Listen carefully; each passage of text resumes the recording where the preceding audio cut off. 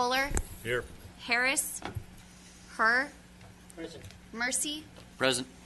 Vice Chair Rodriguez, Here. Chairman Little. Present. We have a quorum. Thank you. Would you please rise for the Pledge of Allegiance, please? Commissioner. Oh, there you. Please follow my read. I pledge allegiance to the flag of the United States of America and to the republic for which it stands, one nation, under God, indivisible, with liberty and justice for all.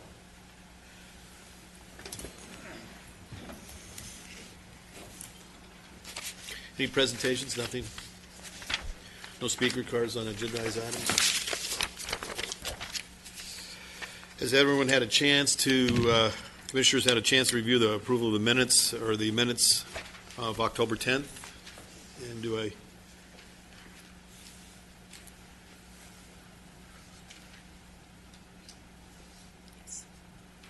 hear a motion? Or approve? I'll make the motion. Commissioner Rodriguez makes a motion. Do I hear a second? Second. Second? Please all vote. Sorry. It's okay. Is it Monday? Yeah, I think so. 3-2 with 2 abstentions, so we'll go with that. Let's get right into the commission and staff presentation, updates, and reports. Los Angeles County Sheriff's Department, please. Crime trends.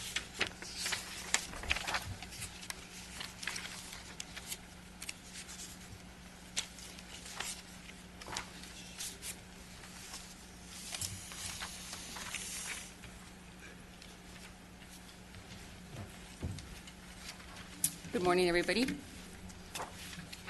morning. Good morning. Annie, how are you? Cold. Yes. I'm still trying to thaw out. All right, so we're going to start with our Crime Commission report for September.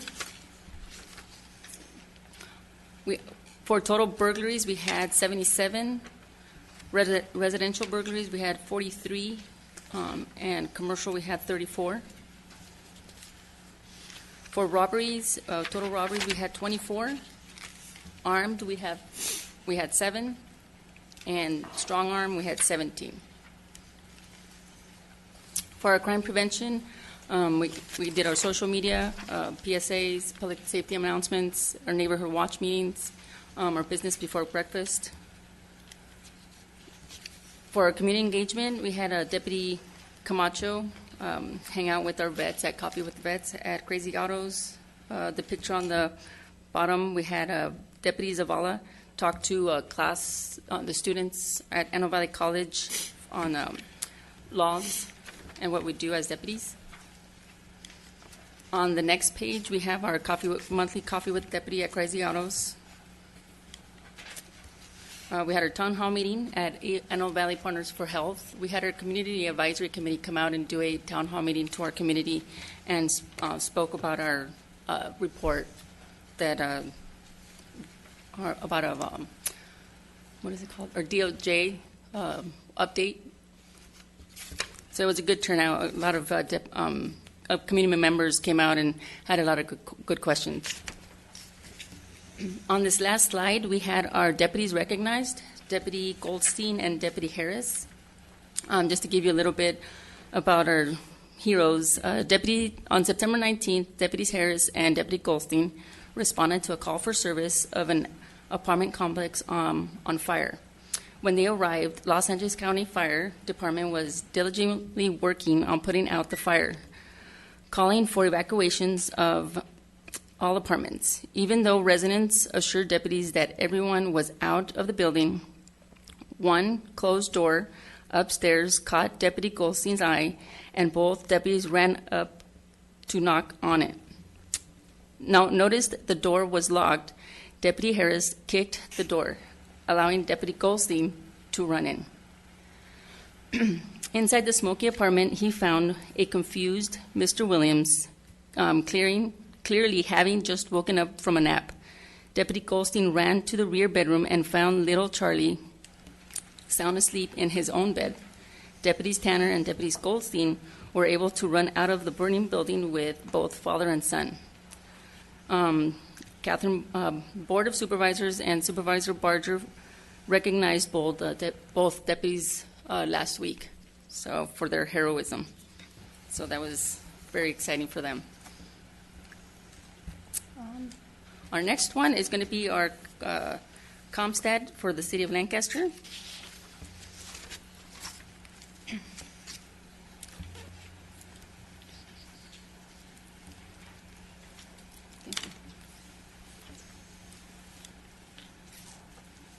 There you go. Did I hit the wrong one? Oh, it's on that one. Okay. So for our homicides, we had 0 in the month of September. Our rapes, we did have 11. Our robberies, we had 21. Our aggravated assaults, sorry, I'm going faster than my thumb. Aggravated assaults, we had 46. For our domestic violence, we had 9. Our burglaries, we had 77. As you can see, it's going down for burglaries. Our larcenies, we had 151, and they're still going down significantly. Our grand thefts, 55, and for our arsons, we had 0. The next report is going to be our leaks.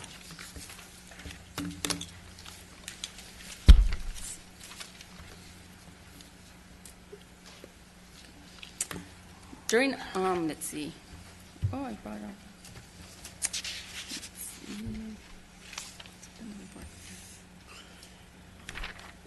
No, I apologize. This is August's numbers, so I do not have September's numbers on hand.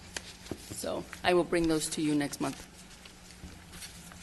Thank you. Okay. Thank you. Any questions, Commissioners? Bless you. Bless you, Rick. But I felt that from over here.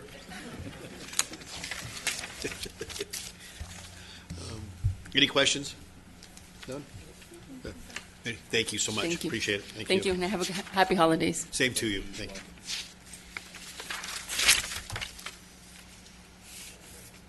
Probation Department? They're not here today? Okay. California Highway Patrol, sir. How are you? Good morning. I'm here for Captain Bernier. My name is Lieutenant Castro, John Castro. The stats I brought for you today, I have the third quarter collisions. This encompasses all of July, August, and September stats. In that quarter, we had 252 property damage only collisions, 179 injury collisions, 12 fatality-related collisions for a total of 443 collisions during the third quarter. In the last 6 months, we've had 507 property damage-only collisions, 342 injury collisions, and 23 fatality-related collisions for a total of 772. So as a year-to-date, in comparison to 2017, year-to-date, we've had a total, including all 3 of those categories of property damage, fatals, and injuries, of 1,606 collisions. In 2018. As compared to 2017, we had a total of 1,798 at this time. So we're actually down about 190 collisions less this year than we had last year. DUI-related statistics, since July of this year till actually November 13th, just yesterday, we've had a total of 575 DUI arrests. As compared to 2017, at the same time period, we had 576. So we're almost the same. So that's it for the statistics. The only other thing that we wanted to bring up is this beginning the Saturday after Thanksgiving, which would be not this Saturday, so November 24th, we're starting our Chips for Kids campaign. So you'll see us at various locations throughout the city, including Walgreens, Sam's Club, as we start our annual toy drive for the chips for kids. Any questions? Yeah, do you have any advice for those that are out going to be driving during this holiday season? One, first thing is make sure you're wearing your seatbelt. Be patient. Have patience out there. There's going to be a lot of traffic at different locations wherever you're traveling to. Obviously, we don't want anybody to be drinking and driving or any other type of things that can impair your driving, whether it be prescription drugs, any other type of drugs that somebody might be taking. So just be aware of your surroundings while you're driving, especially in the roads out here. We have a lot of stop signs and intersections that are not controlled through red lights. Be aware of approaching traffic, even if there is no stop sign for yourself. A lot of our collisions recently, that fatality accidents that we've been investigating, have been at an intersection where there's a two-way stop sign and it's no stop for the other direction, and we've had multiple vehicles running stop signs at these locations. So just be aware of that when you're approaching a stop sign and you don't have a stop sign. Just if there's a car coming, make sure that they're going to stop before you even proceed. Just other than that, just be on alert and keep your speed at a reasonable speed wherever you're driving. Sounds like great advice. Thank you. Thank you, officer. Appreciate you being here. Thank you so much. Anything else? Nothing? District Attorney. Good morning. For the month of October 2018, we filed 128 felonies out of the Lancaster station. That's up 20% from the same time period last year. It's 106. Misdemeanors, statistically about the same. 281 for the month of October of this year, 265 for the month of October last year. That's basically our statistics for the city of Lancaster. The only other thing I wanted to make you all aware of is upcoming changes in the law as it relates to theories of liability for murder. So there was a law that just got passed. I think it was discussed at the last meeting that's going to limit the use of the felony murder rule. It's also going to limit another theory of liability called natural and probable consequences. It's going to be retroactive, which means we're going to be dealing with a number of cases that we're going to have to re-examine, because if the theory of liability was one of those two types, they're going to need to be the case is either going to need to be retried or they're going to need to be resentenced, which means we're going to be dealing with a number of, and it was particularly theories that were used in a lot of gang cases. So we're going to be dealing with that coming up. The other thing that I think is important is our inability to now prosecute 14 and 15-year-olds for murders. I just had a meeting in my office the other day with a mother whose mother was brutally murdered, stabbed to death by a 14-year-old, and I had to explain to her that we might not be able to prosecute that person as an adult come the first of the year. Obviously, she was very upset about that. Our office is looking into it, looking into some legal challenges, but I think that's going to be one of the big issues facing our office coming the first of the year. Mr. Sherwood, could you give an example as that relates to that felony murder rule? What an example was, like the complicit party who now is in custody? Right. So I think the best example is a situation where you have a robbery of, say, a liquor store, where you might have somebody that goes in with a gun and you have the getaway driver. If during the course of that robbery, say the clerk was murdered, was shot and killed, both individuals could be prosecuted for murder under a felony murder theory. So we would charge both with murder, both the person that was the actual killer and then the person that was an aider and abettor, the driver of the car. If you are not the actual shooter and you're not what's called an active participant, which there's going to need to be a little bit of figuring out exactly what constitutes an active participant, then you can't use that. We can't use that theory as a theory of liability. So that individual who was convicted of a first-degree murder, spending life imprisonment, now can only be sentenced for the robbery, which is 5 years. So I think we're going to be dealing with a number of – it was particularly true with gang cases. I prosecuted a number of gang cases where you would have a car full of gang members who would do a drive-by shooting. and everybody in the car had a role to play in that particular murder, assuming somebody was actually killed in the course of the drive-by shooting. The actual killer, obviously, and then everybody else in the car, the driver, the passengers who would yell out the gang names and things of that sort. I personally prosecuted a number of cases like that. Those individuals that were in the car were prosecuted under a theory that was called natural and probable consequences, which means that if you were involved in, even if you weren't the actual gunman, if you were a gang member in a car doing a drive-by, you knew what was going to happen, you were aiding and you were abetting, you were encouraging, everyone in the car could be prosecuted for murder. That theory has been taken away from us now, and it's retroactive, which means anybody that was prosecuted under that theory and convicted of murder, that conviction is now in jeopardy. Do we have any idea how many people could potentially be released as a result of that? I don't know right now. It's other than to say it's going to be a lot. And related, if their convictions overturned, they have to be retried. Do we have guidelines yet, given that we're no longer going to have a bail system, as to whether they're just going to be released? We do have guidelines. I didn't. I should have brought that with me. I don't, but there are specific guidelines. I believe that once the petition is filed, we have 60 days to respond. So I suspect first of the year we're going to get a lot of petitions for, and there is no alternate theory other than if you're not the actual.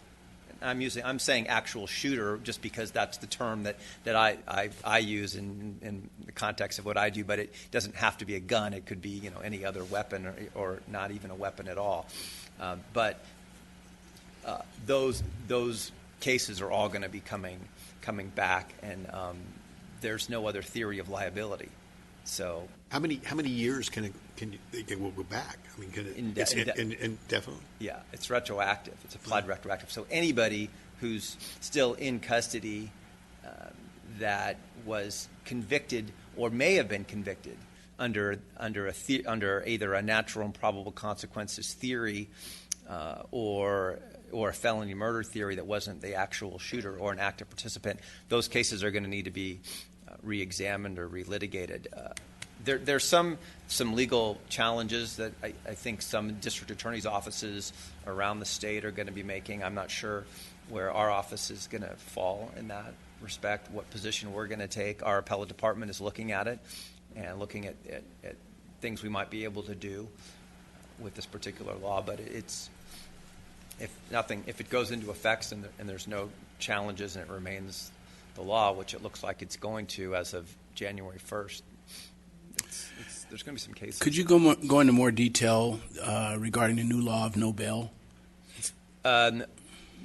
Yeah, I mean, that was something we discussed a couple months ago, but I just read something on it not too long ago. But obviously the no bail, there are also challenges that are whether that's going to be constitutional or not. But basically, it's my understanding of the way it's going to work is there's whether the person is released will be a public safety consideration. So there will be a hearing or of some sorts in which the court will be asked to decide whether the individual represents a public safety risk. And if they do, then they can remain in custody with no bail. If they are not, then they're going to be released. So I think that it's kind of a catch-22 in some regards. I think there are going to be some individuals that are eligible for bail that would have been eligible for bail, but they're charged with a violent felony. They're not going to get released. There are going to be a number of people who would otherwise be in custody, but they're not charged with a serious or violent felony or don't present any public safety risk, at least on paper. And so those individuals are going to be released on their own recognizance. And when does this take effect?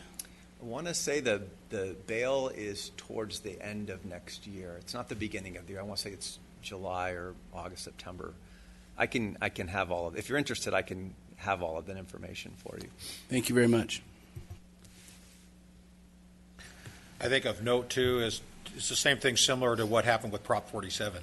The courts were suddenly, in the district attorney's office, was inundated with people, with individuals who are currently in custody with filing applications for a retrial. based on this qualification. So you can see we already have an overburdened system somewhat in the courts now, and you can see what kind of effect that will probably have locally, because we have a significant number of folks in Los Angeles County just based on the case management aspect of it that are currently incarcerated for I mean, this could issue. be years. Yes, You know, absolutely. years of taxing the district attorney's office and constantly. Well, With all see, the now other- there's no limit on retroactive. Man, yeah, it seems like. You know, our resources have really been diverted to handling a lot of post-conviction matters now. So I was just at a meeting not too long ago. I think county-wide, the number of felonies over the last 10 years has gone from 250,000 to about 180,000. So the numbers, because of all of the propositions and things that have passed, but our resources, we still need the same amount of resources, if not more, because the resources that would have been committed to prosecuting these felonies have been needed to be diverted to handling post-conviction matters. Amazing. Gets better and better all the time, doesn't it? Huh. Any other questions? Ms. Sherwood, thank you, sir. Thank you. Jocelyn's out today. Yes, but actually, she wanted me to bring to the commission's attention that the human trafficking training for our hotels and motels has been scheduled for November 27th. So moving forward with what came out of the committee from the Sheriff's Department's Human Trafficking Unit, we'll be moving that training out to our hotel and motel owners to best work with them collectively to come up with answers as it relates in how to recognize these issues at their properties. So it's going to be a collaborative effort with them, not to be punitive initially, but to gain compliance and make them aware of what the expectation is from this commission and our council and the city, and to help them, raise the quality standard of their businesses. Perfect. Great. Thank you. Back at you. Okay. I just got back from 3 weeks of pretty rigorous training up there by California Peace Officers Standard Training up in Napa, California, which that was horrible to have to be in Napa for 3 weeks, but it was terrible. I hope everyone feels sorry for me. But actually, it was really good training, and I've gained a lot. But it was very interesting. It was a collection of newly elected sheriffs and police chiefs and things that were up and going for their recertification through posts to go out to whatever assignments they're going to. But some of the concerns that we share here as a commission are universal statewide with a lot of these agencies and how they're going to combat those issues. And then probably a topic and theme through the process for the state too was how we better interact with the community and our relationships with our partnerships out there with different advocacy groups and community partners. And so that was kind of a focus of it as well, beyond the scope of just the legislative issues. But the legislative action stuff, these were 9-hour days, 6 days a week, and the first 9 days were nothing but classroom study, but that took up a significant part of that, is how to deal with some of these issues that are being put forth by our legislature and how to combat those issues in our community. So especially for some of the larger agencies, like similar places I look to for similar issues we have, like in Stockton, California, or Antioch, or things like that, cities of similar size, having the same type of discussions as it relates to the issues they're having. So that being said, I think it comes back with kind of a renewed view of what different ideas that people are using. So I'll be bringing forward some strategies and things that we learned through there that have worked for other communities with similar situations. And I'd be discussing that with Mr. Cottle and what we want to bring forward and present and discuss as a commission.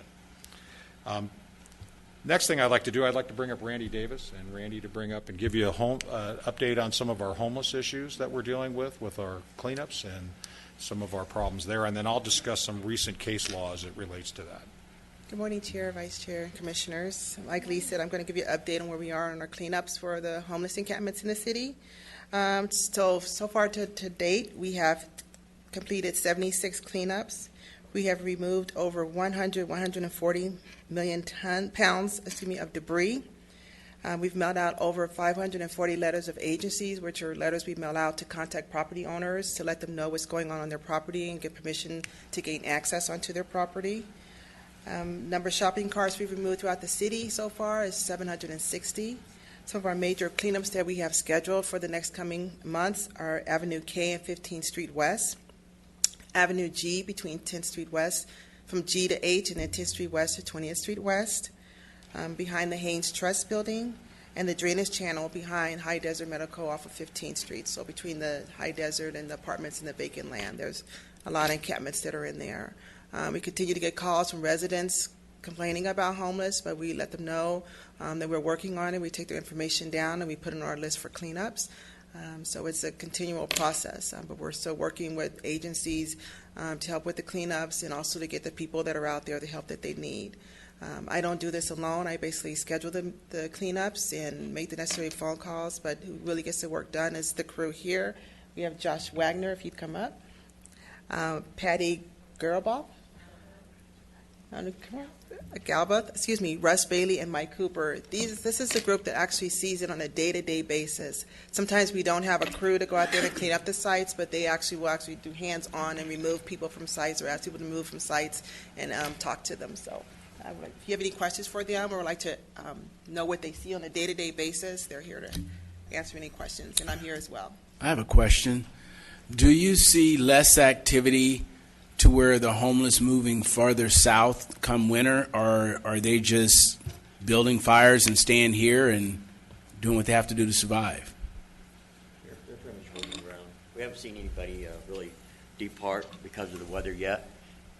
Really hasn't got that cold, but last year I don't remember there being a lot of people leaving because of the weather. I think the reason for that is what is offered here for them. Pardon me? What is offered here in this city for them. We have a lot of people that believe they're doing, want to do good and bring them items and things. And as long as that continues, I don't think they're going to be leaving. But what we see in these camps are very addicted people, 95% of them. It's an addiction problem. Josh calls LASTA out. We post the camps a week ahead of time. We'll go out and meet the people that are out there and tell them, hey, in a week we're coming. We need to clean up the area and you need to leave. We'll post that for a week. Josh will call LASTA along with Randy. We get people out there to go and talk to these people in that week. Even on the day that we go, we often take them with us. We take people from psych services. The misconception is that these people are unfortunate and down and out of a job for temporarily. Most of these people, we've been doing this over a year. We've maybe had 10 that actually would take help.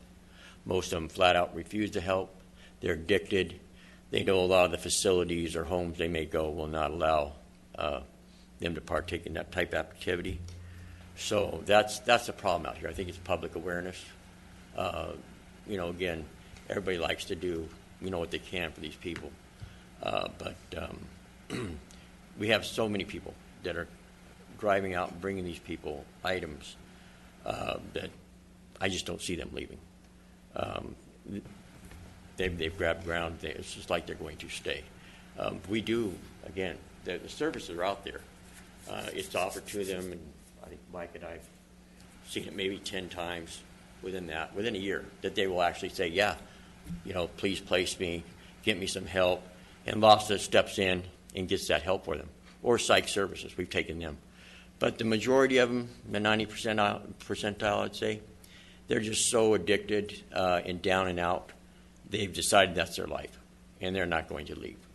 So often what happens, we clean it up that day, and they'll depart for 3 or 4 days. They just move to another place. They'll come right back to where we've cleaned. So it's kind of an ongoing process. We work in conjunction with the Sheriff's Department. There's a couple deputies there that go along with us, and their hands are somewhat tied with it's not just sheriff policies, it's policing policies right now because of public opinion. Their hands are somewhat tied. We just can't go in there and arrest these people and go hands-on. Many of them they're not going to listen. They're very aggressive.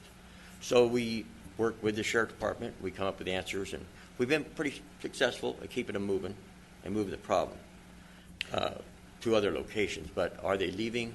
No, not really. When you move them from that location, what time frame are they back at the location that you just cleared them from? It's a continual circle, depends isn't it? Where we're at. I'll use the turnout there where you get off the freeway. Correct. Northbound 14 at K. They were in that circle a lot. And that was a problem. But it's a nice area for them. There's greenery in there and, services around there. We would clean that up. 3 days later, they would come back. So we worked again with the sheriff department. We went in there. We started using the illegal camping. We didn't actually even cite very many of them, maybe 3 sites. Most of them, just the threat of it, they would move. That worked, but now that's been taken away from us through the governor.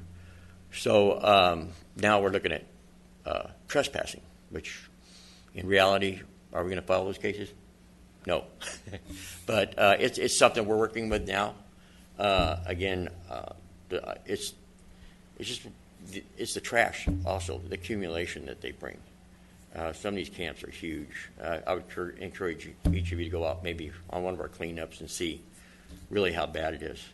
I wasn't aware of how bad it was until I started working here. I was shocked at the problem that this causes. But we're moving the problem. Are they leaving the valley? No. I actually think we might see more coming in than we see leaving. I was of the understanding that most of these people were mentally ill, but you're saying it's more addiction than mental. No, I believe most of them are addicted, severely addicted. So there's a lot of them have the drug psychosis. There are a lot of mentally ill people out there. They're probably the hardest ones to deal with. But most of them are just down and out. They do drugs. They've decided that's going to be their life, and they're willing to live like they live. Again, the services are provided. They've been given the opportunity, but they flat out just say no. In fact, they'll even become violently upset when you ask them, no, this is the way I choose to live. Get away from me. Commissioner Harris, it's the addiction sorry, Russ. process. I think what he's, the mental ill aspect of it is it's psychosis created by long-term drug addiction. Russ is a narcotics expert, okay? So, there's a period of time, like, for example, for meth, that euphoric feeling they may have, but the chemical balance that creates that euphoric feeling can stop after even one dose of a heavy dose of methamphetamine. So they have to create those endorphins through a chemical process. So that becomes a thing where their body doesn't produce the endorphins anymore based on the narcotic effect. That creates all kinds of issues. I think the thing for us is, and Russ touched on some legislation that's going on right now, that's actually a Ninth Circuit Court of Appeals decision that we can't enforce illegal camping through a municipal code unless there is an available bed. Well, we're resolving that issue as a city. We've taken that already on with Kensington. Okay, so based on Kensington, the fact that we'll have available beds for folks that truly want the help. But I think the frustrating part especially for them is we go out with that intent, especially on that first contact, to provide, hey, these are the services that are available to you. This is the treatment that's available to you. We have partnerships with groups out in the community. The Tarzana folks are here right now to refer people to for treatment and things, and they just choose not to do it. Okay, it's a lifestyle of acceptance they've had because they have no other focus than, and anyone here that's dealt with someone that's a true addict understands that. Okay, the focus is about the narcotic or whatever that may be, and it's other things don't matter. They take second place to all of that. And I think we all can. I have a family member, a brother, that had the same issue. And so if we can't get people into services, and then things that have occurred, like Prop 36, we lost that when we reduced drug crimes to misdemeanors. There's no incentive for treatment through court order. Okay, so a lot of these folks is do we create things that gets them into programs with Mr. Sherwood's diversion court over there with Judge Estes that gives them some leverage on folks to participate? Well, I think Kensington will have those things available at that process. But again, that's a number of beds, but the reality of it is exactly what these guys are experiencing. We discuss this all the time. They're out there every day. You should see the weapons that are coming out of some of these camps, or the victimization that occurs within that community too is unbelievable what's going on. Okay, so while people are out there trying to do things, we're truly trying as a city to focus them on where those service providers are. Are these folks appropriately served, and I've showed all of you the things we've done with ankle monitoring and who's actually out there in that population and what the status offenders can be out there and be homeless and still, and they're not participating. We've had probation come in here and talk about the things they're trying to do for the individuals they have under AB 109 and PSPs that are out there that are homeless and try and get them into some type of program for services, and it's like really having to lean on people to get them to do it. So the leverage aspect of it has gone away. At the same time, as we talk about these folks and their issue, we forget the victimization of our community too at the same time. You know, everyone has a right to a certain standard of quality of life in their area, and it's not appropriate for other people to be able to impact that in a negative way. You know, so we have to balance that. So, and that's the struggle. How do you balance the humanitarian aspect of it along with the addictive behavior and things that go along with addiction? We all know if we want to impact larcenies, what do you impact? Your narcotics in your area, because most of the people that are committing those type of crimes, they're usually addicts. Okay, they're people that are addicted to drugs, okay, or alcohol. So those are things that, and so we're, you know, that's the struggle all the time. What's the answer? This nice circuit court thing, I mean, I get it, okay, but you're taking away tools away to actually get people into services to get them help, okay, and they're not going to do it on their own. I mean, it's just one of those things. We have to have some leverage to get people to participate in that and get away from that cycle, to get out of it. So go ahead, Jen. I'm sorry.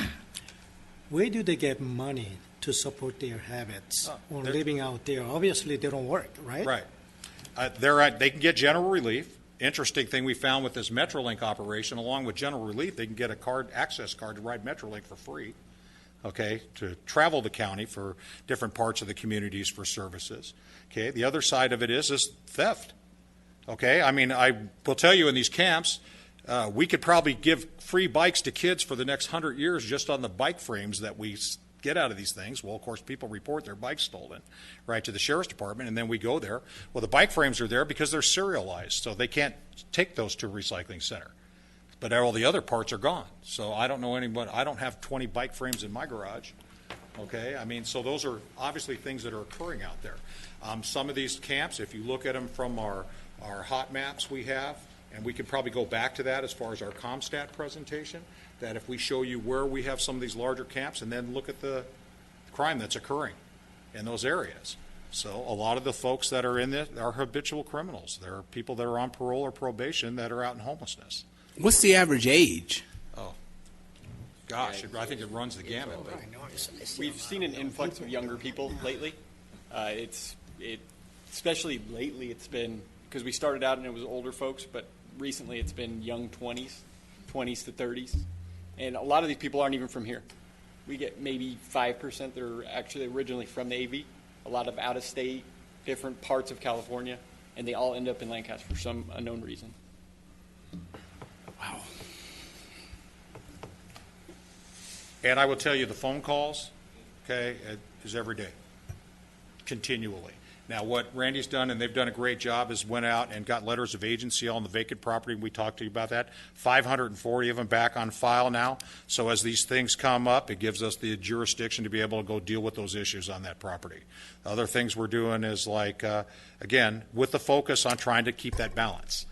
Get folks into programs, get folks referred to do certain things, but we need to have that leverage to be able to make people do that. So it's trying to reinvent the wheel all the time as we deal with a lot of these legislative things, and same thing Mr. Sherwood's dealing with for law enforcement thing. There's a level of frustration that's out there. It seems like every time we come up with a plan that's appropriate to deal with an issue, we get some tool taken away from us on that aspect of it. But you can't have a bunch of people that are addicted to drugs, okay, running around your community. There's nothing good that's going to come from that for them, their families, or anybody else. And any of us that know us probably can relate to that in some way based on someone you know or someone in your family. I mean, I have it. So, I mean, it's like I don't think it escapes any of us. But they're doing a great job, okay, and they've really, since their coordinated effort and working with the advocacy groups out there who have been great too. Okay, so as we work with those folks out there, they're doing their part as well to try and remedy this. But then again, it's making people participate. That's the hard part, is getting them to actually take ownership and do it. So anyway, I'm proud of the work they're doing, and this has worked out really well, especially for these guys, because, there's some of the contract people we talked about last year as we developed that program. I think that's worked out really well, and there's been a cost-saving aspect of this and allows law enforcement folks to go out and do their job more appropriately based on the things they need to deal with and not these quality of life issues.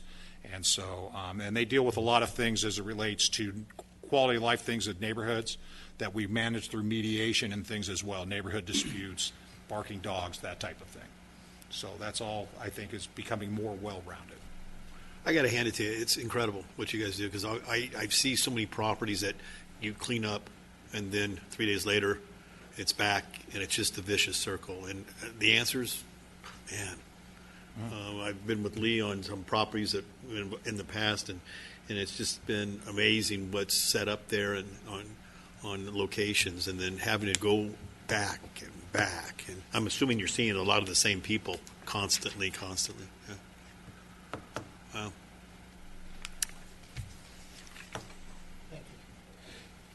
Thanks, you guys. Thank you. Thank you for the presentation. Thank you for everything you guys do. Hey, and Thank look at Randy. She didn't even know she was talking today. She dressed for the part. Yeah. So I call her 007 outfit. She's doing a great job for us, and Randy just came on with us a few months ago. Okay, and as talking about some of those things, a recent one I just got from another representative of ours that's not here today is Greg Coleman on, and this is probably something, and I'm sure Joe's aware of this already, but with burglaries. We just have new rules regarding tangible property at pawn shops. So any property that used to come into pawn shops that people pawned had to be held 30 days, and that gave an opportunity for the burglary detectives or whatever to be able to go and preview that property that was submitted to see if it was something that matched a criminal report or was a reported crime out there, that property. That's now been reduced down to 7 days with the exclusion of firearms. Well, that's very little timeline for detectives at a station to be able to preview all the property that's listed in reports and check with pawn shops to make sure that property's not showing up there. What was the rationale behind I that? have no idea. This is something I just learned about this morning. So I'll be looking deeper and bringing that forward. I have no idea where that came from, but I will tell you that's a problem because a lot of our solvency rate is related to pawn shops. People steal things. Pawn shops have to fill out a slip, and actually an electronic system now that goes back to the jurisdiction of the original, what address they listed, okay, for their driver's history. So a lot of solvency issues are going to be affected by this based on that turnover of property within 7 days. Okay, so this is an issue. Okay, so now it's a paper chase.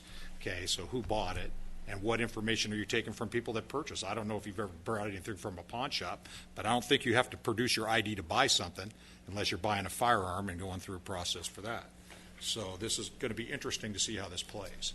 But again, as I said earlier, all these things that keep getting thrown at us. Okay, it's like, okay, how do we mitigate this issue now? Okay, and so what are we trying to accomplish? I don't know what the mindset was. Okay. Now, on a lighter note, holidays are coming, right? We'll have our holiday patrols out there as we do every year with high visibility. We're scheduling that now. We're looking at things because the sheriff's currently in a tactical mode with our resources. So resources are being used as it relates to the fires, other places. So I don't know where that's going to leave us for the end of the month as far as overtime allotment and things because guys max out. But we'll do the best we can for the end of this month. And, of course, for December, we'll have our full accomplishment of folks out there to go ahead and handle our shopping centers. And then, we really want to focus right now on this 9 p.m. rule that the Sheriff's Department as well as the city's putting out there. We want folks to make sure at 9 o'clock, get into a habit of making sure that your house is secure, your vehicles are secure, you don't have things just laying in plain sight out there in your car, even parked in your driveway. Bicycles are put away or things, and really try and mitigate some of these issues we're having with thefts. Okay, if you look, you look at our numbers that's driving our Part 1 crimes, and the largest percentage of that is thefts, and those are totally preventable. There's very little we can do with aggravated assaults or some of these more crimes of passion issues, but we certainly can deal with property crime just by being more vigilant in our communities and responsible for our own property. So that's a thing we really want to focus on here for the next several months is getting our community in a habit of having that rule by 9 p.m. Everything's locked up, everything's secure, your vehicles are locked, you don't have valuables in your car or valuables laying around your property that are open there for opportunity crime. And that's it. That's all I have today. Any questions? No?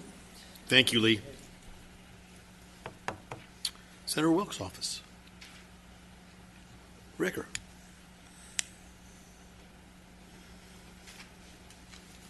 Thank you, Commissioners. Thank you, Chairman Little. Give you a quick little brief update. The legislature adjourned its two-year session on August 31st at midnight. New laws in 2018 that will become effective on January 1st, 2019. Senator Wilk is working in his district during the legislative interim and returns to Sacramento on December 3rd, when 20 new senators will be sworn in after winning their November elections.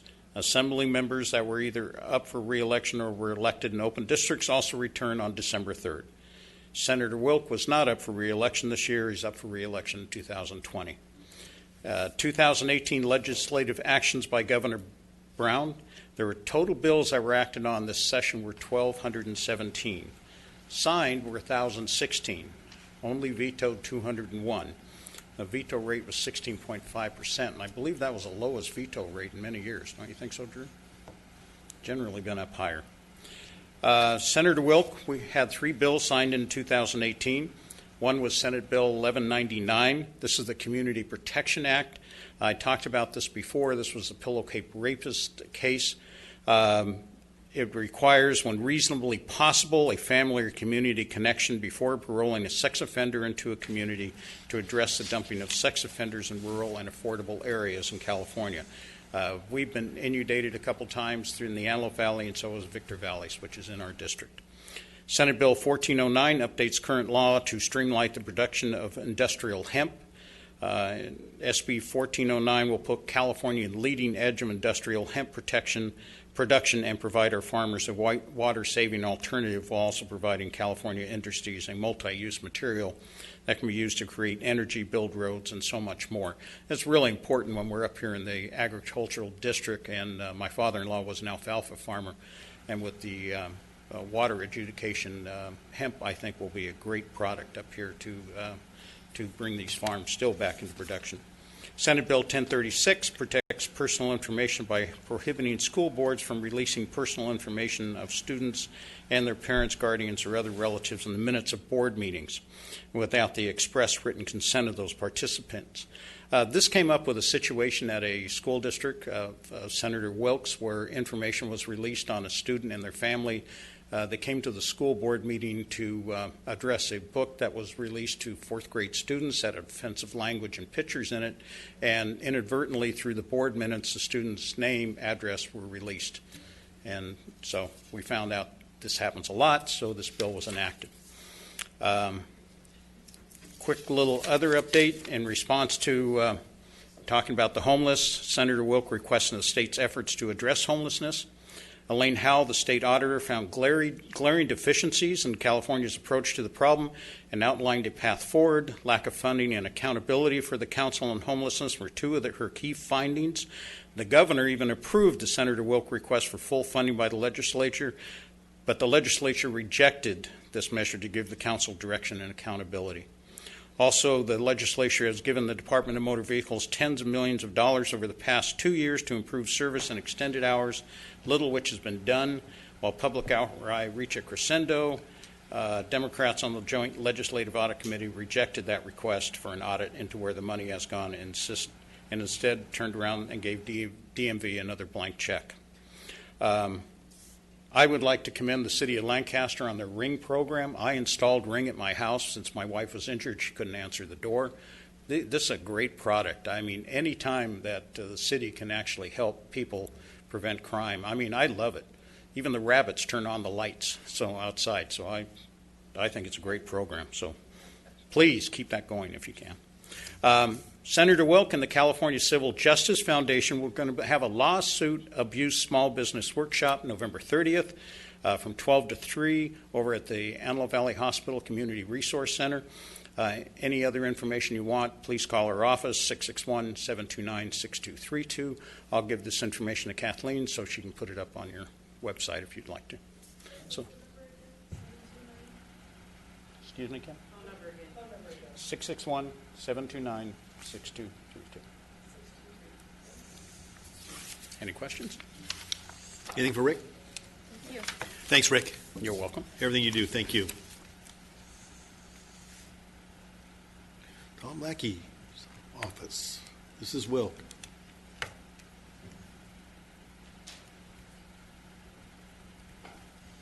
Good morning, Commissioners. Good morning. Okay, real quick on the bail issue that you guys were talking about, that takes effect in October of 2019. However, there's a referendum to block the elimination of that bill of bail, and rumor has it that they've already received the 366,000 signatures that they need in order for it to qualify on the 2020 ballot. And if that happens, then it will not take effect until after the voters vote on it. So, little update on that. I don't have a lot because the legislature, as Rick said, has been out of session since the end of August, but I'm going to share with you a couple of rumors that are going around that are going to happen soon. So we expect that 2 gun bills that the Governor Brown vetoed last year to resurface. One of those is AB 2888. This would have allowed an employer, coworker, and employee of a secondary or post-secondary university school to apply for a gun violence restraining order against a person. And then there's SB 1177. That was Portantino, which would have expanded the current purchasing limitations of 1 handgun in a 30-day period to all firearms, including rifles and shotguns. So there's rumors that Governor-elect Gavin Newsom will sign these 2 bills and that they should make it to his desk. So those are going to resurface.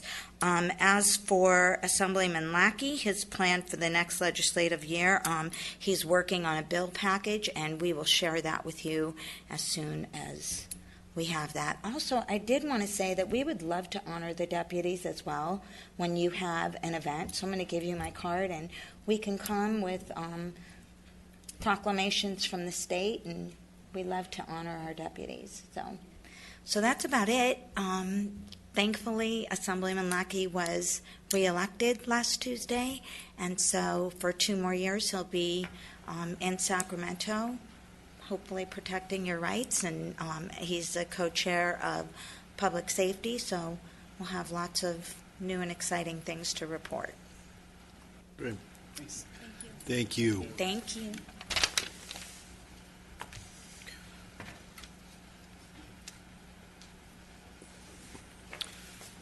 Public business from the floor on non-agendized items. This portion of the agenda allows an individual the opportunity to address the Lancaster Criminal Justice Commission on any not on the agenda regarding commission business. Speaker cards must be submitted prior to the beginning of the portion of the agenda. Please complete a speaker card. You have 3 minutes. We have 2 speaker cards. Is it Paulette Dunn Sanders?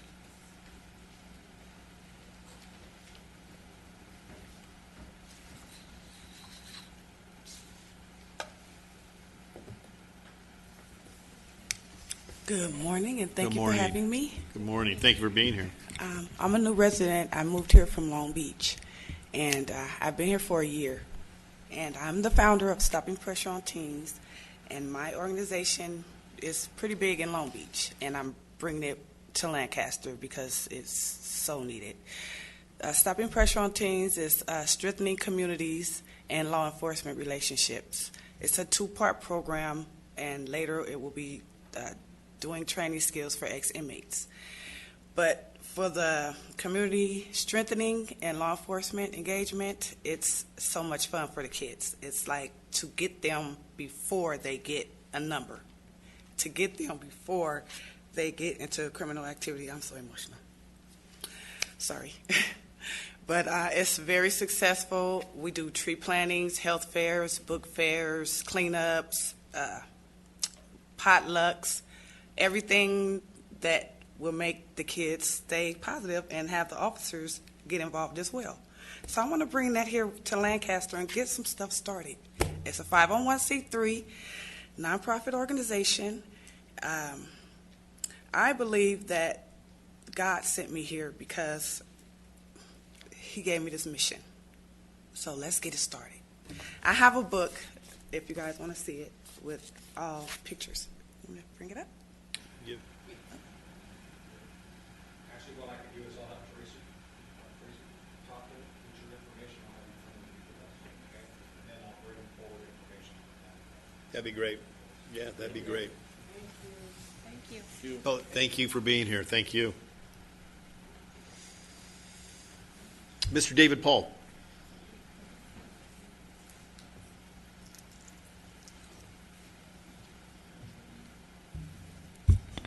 Mr. Chairman, Vice Chair, and Commissioners, good morning. It's overwhelming being in the audience listening to this, but it's so beneficial. And I wanted to stress that it helps me convey proper information. I talk to a lot of people, and I don't always have the right information. I had my eyes opened last week. I got to see some of the things that Valley Oasis does, and it was incredible. And thank you, Deputy Mayor Rodriguez, for being part of that. I talked last night at the council meeting about a homeless veteran. I was turning out of a Walmart left turn, and there was a couple people trying to get out in front of me. So I had the time. I rolled down my window, and I talked to a guy because I normally might not even do that, but he had a sign, homeless veteran, please help. And a lot of times guys claim to be veterans. They claim to be a lot of things. But I talked to the guy, and he had been through the system. He had had a few months of rent provided, and then Valley Oasis set him up with some sort of money to come in, and it was $700. And he was asking me, where can you live for $700? So that's part of the housing component that the city is working on. And, a long time ago, I just realized there's no such thing as normal. There's just managing the chaos. And that's what we do here, and it's appreciated. I appreciate it. I just try and do the best I can, and it's inspirational for me to be in a room full of people that are trying to make our community better. I just wish more people would see this or participate. But for all of you that do, thank you for everything you do. It's overwhelming. It's going to get worse, and our systems are overwhelmed, and we can't get audits and all these things, and it's very frustrating. So I appreciate the resolve you show in sticking with what you do. It inspires me to do good as well. Thank you so much. Thank you. David, thank you. Commissioner comments, anything? Then we'll adjourn until Wednesday, December 12th, 2010 a.m. Oh, I would like to say one thing. I'm sorry. Let's rephrase. Let's wish Mr. Herb happy birthday today. Oh, happy birthday is right. Nothing good about getting old, but thank you. Happy birthday, Jim. Okay. We'll stand adjourned until December 12th, 2018 at 10 a.m. Thank you.